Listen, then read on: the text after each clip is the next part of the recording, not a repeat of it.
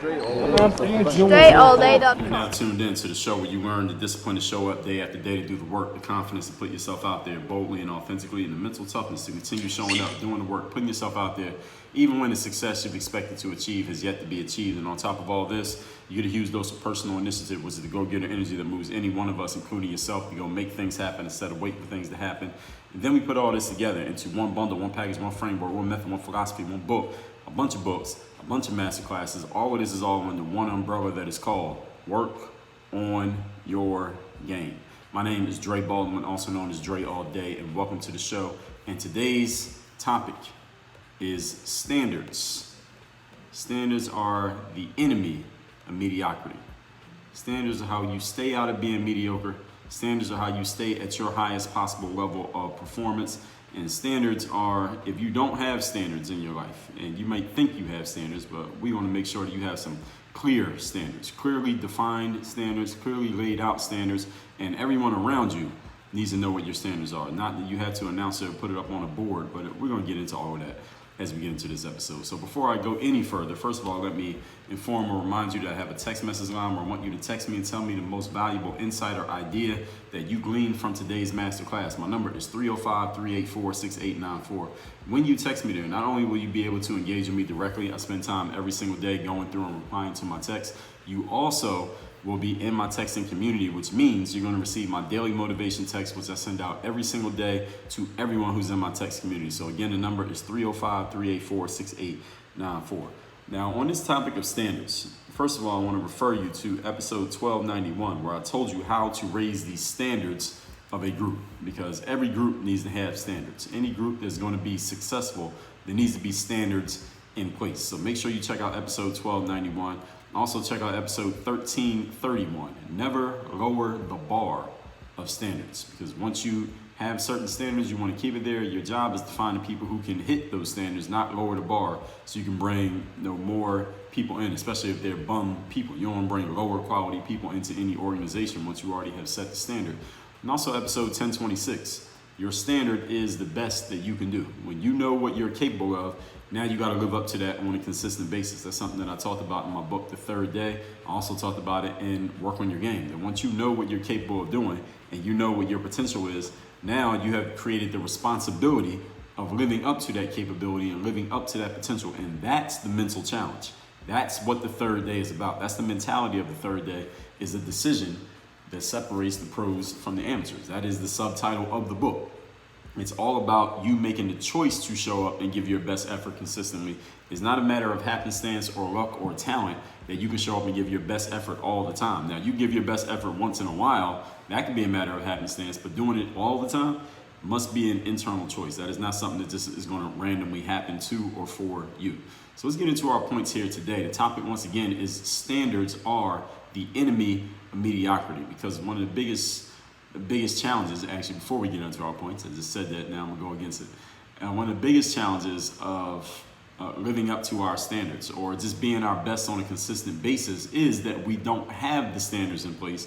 And therefore, as human beings, we will always slowly drift and regress to the mean. And regress to the average means we're going to regress to mediocrity. And mediocrity is relative. For one person, mediocrity might be a level 80. Another person, mediocrity might be a level 45. But what's mediocre for you is mediocre for you, meaning you could do a lot better than what you've been doing. So just because your mediocre is better than the other people around you does not mean that you're in a good space. Doesn't mean you're doing everything that you could do. And this is, again, something that I talked about in my book, The Third Day, that when I was in college playing ball with at the Division III level, there were a lot of players there who just weren't quite on my level skill-wise. They just didn't have my talent. They didn't have my abilities. They didn't have the game that I had. So even if I was playing at a mediocre level, it was still better than them. But that didn't make it okay. And what happened is I developed some really bad habits of being okay with a mediocre level of performance from me, because it was good enough to outplay a lot of them. And it wasn't until I was making my way into the pros that I realized the mistake in my ways, and I had to make some changes. And when I made those changes, I started to enact a bunch of the principles and the philosophies that became the groundwork of this very masterclass you're listening to right now, this whole brand and business called Work on Your Game. So all that being said, now let's get into our points. The topic, once again, standards are the enemy of mediocrity. Point number one, When you raise the bar, you lose the losers. When you lower the bar, you lose the winners. Let me repeat that. When you raise the bar, in other words, you make the standards higher and harder and tougher to reach, all the losers will disappear because they don't want to be held to standards. When you lower the bar, you make the standards easier to reach. You make it easier to get in. You require less of people in order to receive a reward. You know what happens? All the good people, the people who actually want standards, they're going to leave because they don't want to be around a bunch of losers. Oil and water don't mix, folks. Losers and winners do not mix. So if you lower the standards and make it easier for losers to get in the room, then the winners will leave the room because they don't want to be in a room full of fucking losers. And when you raise the bar and make it harder for losers to get in, you're going to actually find that you have more winners. You have a higher concentration of winners simply because nobody else is, only winners are going to be able to hit the standards that you've set. All right, there's no way that a loser can get in, not even going to try. So when standards go up, the losers who don't want to be challenged, they will find the exit. You won't have to fire them. You won't have to kick them out. You won't have to pressure them to leave. They will leave on their own. They'll just stop showing up. They will fire themselves. When you lower the standards, the best people will find other places to be because high achievers, again, they don't want to mix with bum-ass people, and high achievers want to be challenged. High achievers want standards. High achievers want someone who's going to tell them, hey, you can do better. High achievers are the athletes who want to be coached. They will tell the coach, hey, coach, I want you to call me out when I'm not doing my best. I want you to let me know that I can be working harder. I want you to challenge me to be the best that I can possibly be. High achievers want that. They want to be challenged. They want to be coached. They want to be questioned. They want to be held to a higher standard. They want someone to tell them you could do more and better than what you're doing right now. You can go further and faster than how you're going right now. High achievers want that. Bum people, losers, don't want any of that. And as soon as any of that comes around them, they bristle at it and they will eventually go away if they realize that you're not going to stop. So you got to choose. You personally, you have to choose. Do you want to lower the standards as far as, again, and just to be clear here, this is not necessarily an organizational thing, all right? Or we could call it that, understand that you personally are an organization. You are a CEO of the business of your life. It costs money to be born, to die, and in between. So if we're talking organizationally, understand that you as a person is an organization too. So when I ask you, or when I tell you that you have to decide whether you're going to raise or lower the standards, whether you're going to keep the standards where they are, you're going to bring them up, you're going to bring them down, understand it's going to affect what type of people come around you. If you're a sports coach and you lower the bar, all right, some of your best players might not want to play for you anymore because they don't like low standards. They want higher standards and they don't want to be around bum players. If you raise the standards, some of your lower level players are going to leave. They won't be able to hit the mark anymore. So now you got to go out and find some higher level people who can reach what you're asking for. Understand that these two groups do not mix together. If you try to make them mix together, that's a combustible combination. It's not going to work too well for you. Winners and losers are based on mindset. So when I say people who win, high achievers, and I say bum-ass people or losers, I'm not talking about their bank accounts. I'm not talking about how many points they average. I'm not talking about how many followers they have on social media or how smart they are or how smart you think they are. I'm talking about their mentality, the way that they approach their life, the way that they approach their work, the way that they think. They are oil and water. You cannot have both in the group. You got one or you got the other. If you want winners around you, you must set standards and enforce those standards, starting with yourself. If you're the boss, you're the CEO, you're the parent, you're the coach, you're the head person, whatever it is, the president, whatever it's going to be, you got to set some standards. Start with yourself, and when those standards are set, other people are going to follow you. The mediocre and below will find the exits, and the high level people they'll be appreciative of the fact that there are standards there, and they'll bring more people who are like them. But you got to decide, all right, am I going to raise the standards or am I going to lower the standards? And I already told you what's going to happen when you do either one. Point number 2. Today's topic, again, standards are the enemy of mediocrity. Number 2, standards are expectations. That's what a standard is. A standard is an expectation that you say, this is what I'm expecting myself. This is what I need to bring to the table. This is what needs to be produced. These are the outcomes that we need to hit. Not we want to, but we need to. That's what a standard is. And human beings, that includes me and you, we will live up or down to the expectations set in front of us by our peers. All of us. I'll repeat. We will live up or down to the expectations set in front of us by our peers. In other words, if you hang around a bunch of bum-ass people, your standards will regress to their level. If you hang around a bunch of high-level individuals, your standards will rise to their level. Whoever you are around, you become them. This is, indeed, the law of association. So you can see how all of these ideas start to connect. You see all of these pieces go together. So this show right here, one thing that people tell me about this show that they like is that each day I'm talking about a different topic. Like one day I might be talking about self-accountability. Next day I'm talking about compliance. Next day I'm talking about fear. Next day, externalities. The next day, blind spots. The next day, re-engaging your imagination. The next day, how to have your own opinion. Next day, human capital. I'm just looking at a list of episodes here. I'm talking about different things every single day. But if you're really paying attention, you're really listening, and you really start to internalize these concepts and these principles that I talk about every day here on this show, you'll start to notice that they all weave in together. They all work together. It's like putting together a big Lego castle. Every piece fits to another piece. It's like a jigsaw puzzle. None of these pieces is just standing alone by itself. Even though you can listen to any one of these episodes in that way, they all actually weave together when you're really listening and really paying attention. The law of association states that you will become the average of the people you spend the most time with. It doesn't have to be 5 people. Any amount of people that you spend time with, you're going to become them. All right. You may have remembered me mentioning the story that when I was a teen, I was playing ball at the local rec center, and one of our coaches, an older guy named Marv, he said to one of the players that was playing with us, he said, "Man, are you smoking weed?" And this is way before we were talking about legalizing marijuana. So he asked one of the players, he said, "Man, are you smoking weed?" And the player said, "No, I'm not smoking weed."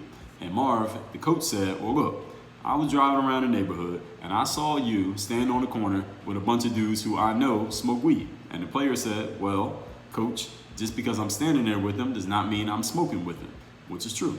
And the coach said, "Okay." And he said, "Well, let me ask you a question. If you hang around a bunch of gay guys every day," and he didn't say gay guys, he used a different word that I won't use here, but he said, "If you hang around a bunch of gay guys all the time, what are people going to think about you?" And the player said, "Well, they're going to think that I'm gay." And the coach said, "Okay, if you hang around a bunch of people who play ball all the time, what are people going to think about you?" And the player said, "They're going to think that I play ball." And then the coach said, "If you hang around a bunch of people who smoke weed all day, what is everybody going to think about you?" And the player said, "They're going to think that I smoke weed." This is the law of association. And usually you are partaking in the same activities of your peer group. That's why you're hanging with them. It's hard to, again, I told you, oil and water. It's hard to hang around people who are all doing certain activities. They're all thinking a certain way and partaking in certain activities, yet you completely resist the things that they're doing. That's pretty hard to do. You will live up to or down to the expectations of your peer group, and you will partake in what your peer group is partaking in. If your peer group is smoking weed, you're going to smoke weed. I heard someone say, if you hang around a barbershop long enough, eventually you're going to get a haircut. This is the way that it works, folks. This is why it's so important that you get around the right type of people. And this is why people is the most important investment that you can make. Now, we know that your 5 forms of investment are time, money, attention, energy, and focus. But when you utilize those investments, time, money, attention, energy, focus, you should be putting them towards, at least some of them, towards getting the right people around you. Whether that means you getting a coach, getting in the right group, getting into a mastermind, getting around those people, moving to a neighborhood where the right type of people exist. Whatever you need to do to get around the right type of peers can be huge for your results in life. I've told you here many times that you can get more done through the right associations than you can ever get done on your own. No matter how talented you are, no matter how hard you work, how hard you hustle, how early you wake up, and how late you go to sleep, there is only so much you can do on your own. But when you make the right associations combined with doing all the work, that's when you get magic. That's why you need to have the right associations in your life. You need to have the right people around you. This is the law of association. Again, episode 1880 is where I talked about the law of association, in case you didn't know. Because the people around you will have certain expectations. I remember reading, I believe it was David Thorpe. I know his name is David Thorpe. He's a basketball trainer, coach, heavily into the professional basketball world. And he was being interviewed years ago. He works at least the last that I heard, he was involved with IMG Academy down in Bradenton, Florida. Well, I guess it's up from where I am, but in Bradenton, Florida. And they are just a factory for athletes. And one of the things I heard David Thorpe say, maybe he wrote it in an article, but he said it. He said the best way for an athlete, he was talking specifically about basketball, he said the best way for a basketball player to figure it out and really catch up to the speed of the pro game is to be playing against pro players every single day.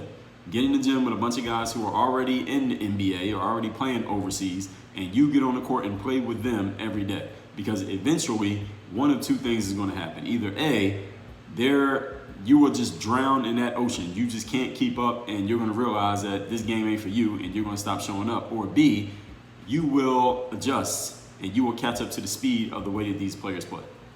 And that is going to help up your game more than any amount of work you could do on your own in an empty gym by yourself. And he was 100% correct. I remember spending some time, several days, weeks, months, practicing and playing pickup basketball with a bunch of NBA players. This was almost exactly 10 years ago. It was the NBA lockout was in the summer of 2011. And I remember the Miami Heat had just lost in the NBA Finals. That was the first year that LeBron was in Miami. And the basketball season didn't start until like the day after Christmas in 2011. So during this period right now, when you're listening to this, that was when a bunch of players were starting to work out, figuring that hopefully the season's going to happen. They didn't know when, so they would just work out and train and play. So when the season started, they would at least have a little bit of momentum going when it came to being in shape. And I met a guy who knew a guy, and I ended up spending some time playing pickup with a bunch of these guys in the league. And one of the biggest things was playing with these guys. First of all, they're a lot bigger than they look on TV. That's the first thing that you notice. And the second thing is just the speed at which they process the game. It wasn't that the players are like the speed that they move or how high they jump. That didn't overwhelm me because, mind you, at this point, I'm in the prime of my career. I'm in my late 20s playing at this time. So I wasn't overwhelmed by the size or anybody's muscles or how high anybody jumped. It was none of that. It was just the speed at which they processed the game, meaning they jumped for a rebound a split second before I would jump for a rebound, or they would kind of see the shot that I was going to take as soon as I was about to take it, and I would get my shot blocked by guys who I knew weren't even that athletic, but they just saw what I was going to do before I did it. It was the speed in which they processed it. Their instincts were just on a different level, and the reason that their instincts were on that level is because they were used to playing with each other all the time, so they had to be up to that speed. And me, not used to playing with those guys, I didn't have to be up to that speed to play with the guys that I was used to playing with, even at the overseas level. So playing with them, the biggest insight that I got from that was that these guys just see the game on a level that you can't learn that watching TV. You can't learn that in an empty gym. You can only learn that by being out there with them. And the point that I'm making here is not that you need to go play pickup with a bunch of guys in the NBA, is that you need to get around the people who are playing the game on the level that you want to be playing at, because you will naturally gravitate towards doing the things that they're doing. You're going to start thinking the way that they think. You're going to start seeing things the way that they see things. This is why standards matter, because they have those standards. Like those guys who I was playing with, many of them have been playing in the NBA their entire career. Like I could rattle off names. These are guys played in the NBA from the time they got drafted through their career, just played in the NBA. So they were used to playing at that speed. They were used to playing with people like that. They didn't know anything else. So none of these things, these revelations that I had playing with them, they wouldn't have even noticed, because this is the only speed that they knew. I knew a different speed. So when I saw them, I said, okay, now I understand. All right, now I understand why these guys are at the level that they're at. Of course, their physical ability, but it was also their instinctive ability. It wasn't even thinking, because in the middle of a basketball game, you don't have time to think about what to do. It was just that they reacted instinctively in a way that I had never seen players react. And I was able to read between the lines and understand that, or many players might not even get it. And a bunch of those guys who I was playing with probably could never explain this the way that I'm explaining it to you, but that's why I'm here. All right, that's why I'm the one with the podcast. But the whole point is, they had these standards ingrained in them. And what better way for a basketball player, just to extend this example, what better way for a basketball player to learn those instincts than to get around people to whom it's just natural? I mean, what if you are making $100,000 a year and you want to be making $5 million a year, and you just start hanging with people who are making $10 million a year? It's just natural for them to make 10 million. If they make less than 10 million, they feel like something's wrong. All right, and they're just it's like an emergency if they make less than 10 million a year and you start hanging with them, you and your 100,000. How are you going to feel? What are you going to do? You're probably going to feel a little bit uncomfortable at first. And you may feel so uncomfortable that you stop showing up to the meetings. You stop showing up to the group gatherings, or you will keep showing up. And because you're around those people who have certain standards, you will have no choice but to start changing your own standards, and your level is going to go up by osmosis. Just by being around them, your standards are going to raise because, again, you become the average of the people you spend the most time with. So ask yourself, who are you hanging with? Who are you spending time with? Who are you listening to? Who are you talking to? Who are you getting information from? And it doesn't have to be one particular person for all of your life. There may be different people for different aspects of life. Right? When it comes to your business, there may be certain people who are playing on a certain level business-wise that can help you out. When it comes to mindset, there are people on that level mindset-wise. When it comes to your physical fitness, there are people on a certain level. When it comes to your relationships, there are people on that level. So you can have different people. It doesn't have to be one person. It's like the president of the United States has a cabinet. They have a cabinet of people. They got this person does education. This person is defense. This person is foreign policy. This person is what's happening with the states. This person is dealing with the media. This person is the internet. This person is the budget. This person is, so they have different people for different things. So you don't have to have one individual person who's just like this Superman, Superwoman guru who's perfect at everything. You can get, all right, this person will be my fitness person. This person for mindset. This person for business. This person for money. This person for relationships. But you got to get these people around you. You got to, first of all, identify what areas you need to raise your level, and then ask yourself, where do you want to be? And then find out who's already there, who's doing it, who's offering this, and who can help me get there. And these people do not necessarily have to be someone that you know in person and you shake their hand. You may never meet this person or ever talk to them in your life, but they have a podcast, they have a YouTube channel, they have an Instagram, they wrote books, they have courses. What's stopping you from getting involved? This is why standards matter so much. This is why places like the military or athletes with great coaches, this is why people perform so well in those environments, because the standards are set and there is no bending those standards. There is no coming up short of the standard. You'll be either kicked out of the room or forced to live up to the standard. Those are the only options you have. There is no in between. Everyone is held to the standard and everybody lives up to it. Magic formula. When those standards get removed, in other words, when people leave those environments, sometimes it's hard for people to do it on their own because they don't have the peers around them. Remember, everybody, human beings, we are social creatures. So yes, while I do tell you to be self-sufficient and be able to, sometimes in life you got to look in the mirror and motivate yourself. Sometimes you got to be your own inspiration. That is 100% true. But at the same time, it doesn't mean you're doing anything wrong when you're looking to other people or to a peer group or to another individual person to help you keep your standards up, because we are wired for that. We are wired to socialize. So you don't want to be isolated, okay? In the 48 Laws of Power, my favorite book, Robert Greene tells you, do not isolate yourself. Isolation is dangerous. Isolation is death. You don't need to isolate yourself and do everything on your own. Be smart. Leverage the skills of other people. When I first got into, I did an episode in, what episode was that? Episode number 1503. I told you the business and personal growth benefits of network marketing and my brief network marketing experience that I had. One of the things, the first time I ever heard the phrase other people's money was when I was in network marketing. They explained it. So listen, you don't have to, they would talk about how you could just start your own business for $499 or whatever the fee was to get started in whatever business opportunity. And they would talk about how, well, other businesses, you start a McDonald's franchise, it costs $1.7 million, or you start this franchise, it costs this much and this much. Well, if you don't have that kind of disposable cash on hand, here's how you can start a business and you don't even have to have all that money.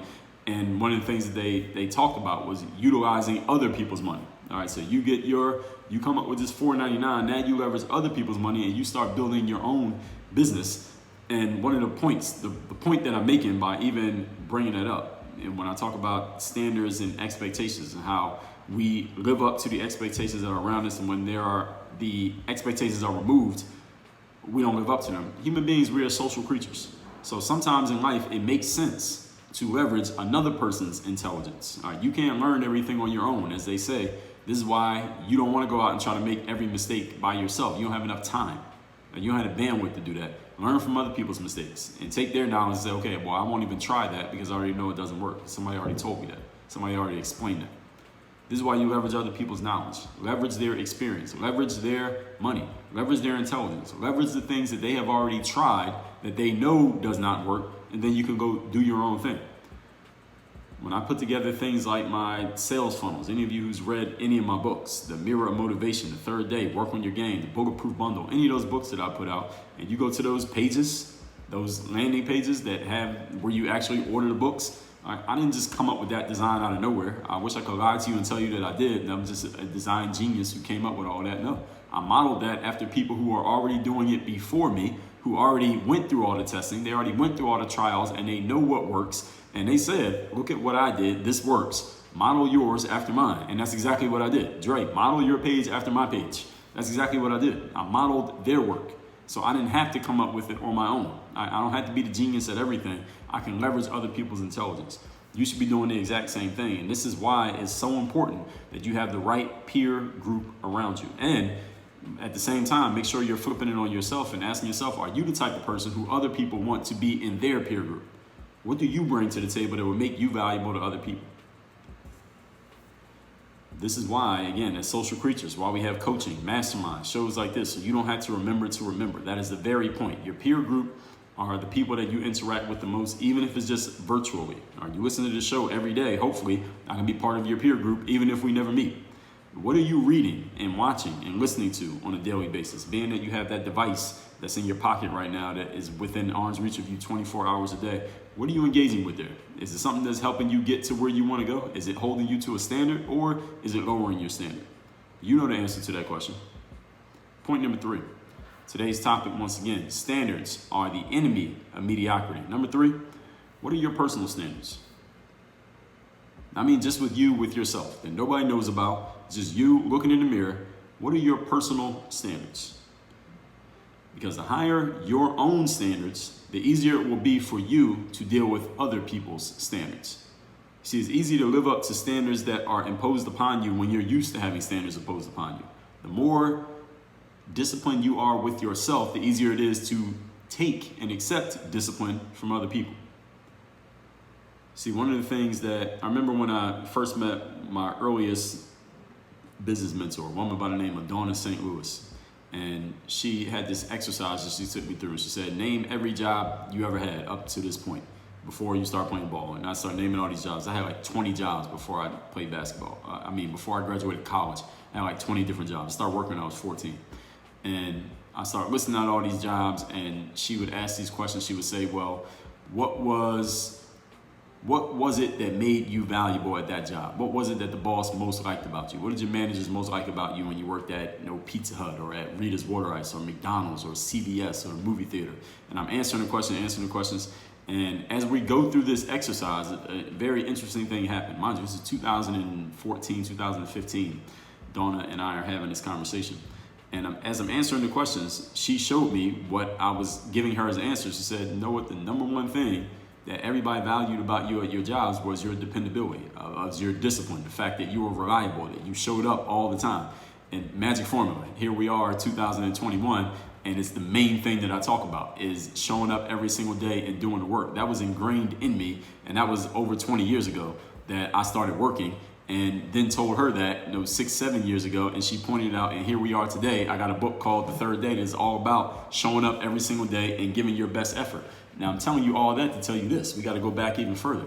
How was I able to have that discipline when I was working at CVS and working at Walgreens and working at General Cinemas? How was I able to have that discipline? Is because I was used to having that discipline imposed upon me. All right, my parents imposed that discipline upon me. They were strict about, all right, this is the time you're going to bed, this is the time you're getting up. All right, you're not playing video games on school days. All right, you can only go out to play on the weekends. That was discipline that was imposed upon me as a child in my upbringing. So then when I started playing basketball, and people asked me, well, Dre, how'd you start getting good at basketball? There was no YouTube, no Instagram. I didn't have a trainer. Nobody taught me how to play. How did I develop the skill to get good? Because I kept showing up to the park every day to work on my game, even though I didn't even know what I was doing. How did I get the discipline to do that? Because I was already used to the discipline of being disciplined by other people. So then when it was time for me to do it on my own, it was easy. It came naturally to me because it had been ingrained in me The skill that I have is my ability to articulate it and codify it and explain it to other people. All right, plenty of people had parents who were disciplined, but the thing that separates me from them is that my ability to codify it and explain it to you so that you can get it even if you didn't have the same experience as me. And the point is, that discipline that I was able to impose on myself makes it very easy for me to accept discipline from another person. So the more disciplined you are, the higher your own standards, whatever disciplines you want to impose upon yourself, the easier it'll be when somebody else gives you some.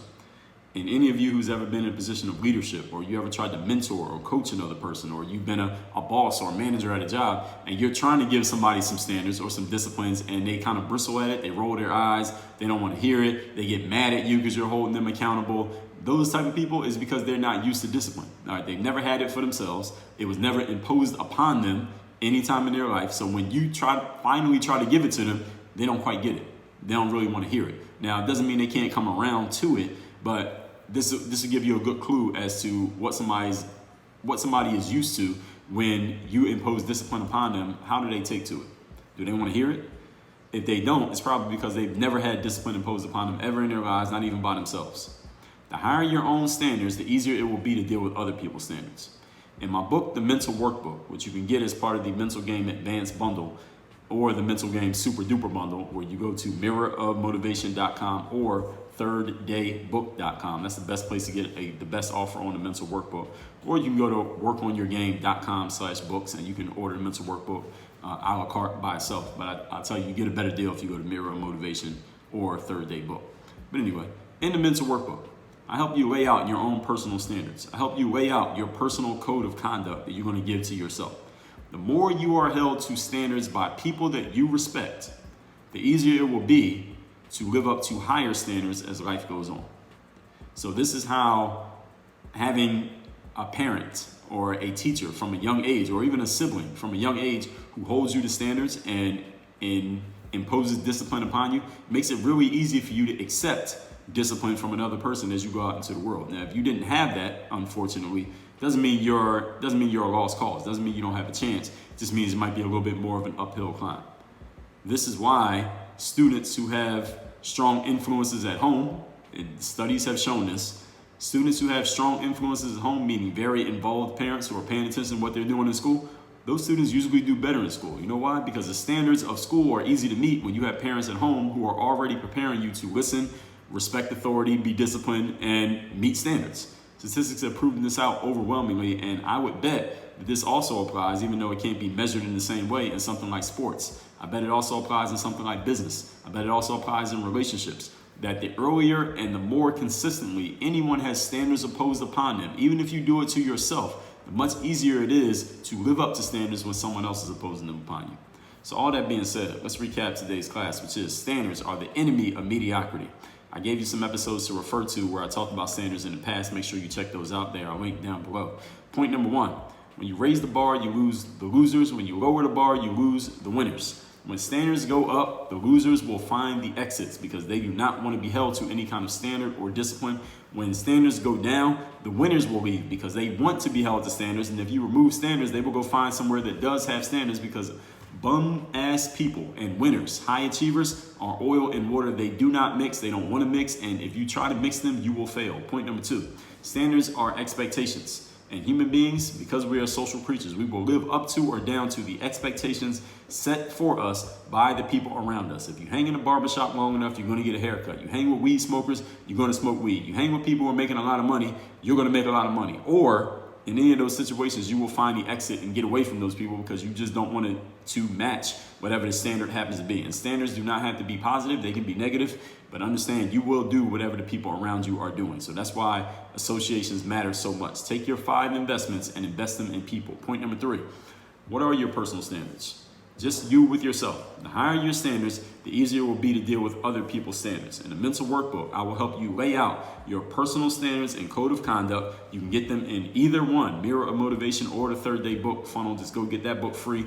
We'll walk you through how to get the book. It'll be so obvious you won't miss it.